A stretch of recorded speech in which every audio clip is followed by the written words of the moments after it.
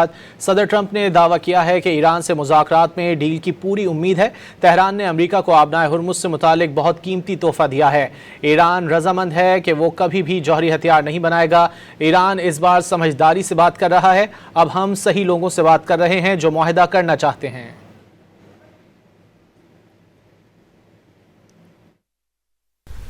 We killed all their leadership, and then they met to choose new leaders, and we killed all of them.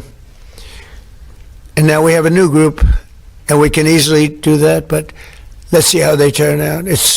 We have really regime change. You know, this is a change in the regime because the leaders are all very different than the ones that we started off with that created all those problems. So this was, I think we can say, Jason, this is regime change, right? It was all done. Everything was fine. And then they just said, well, we're not going to pay anymore.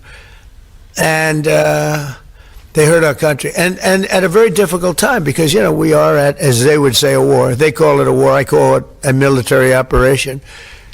A very successful one.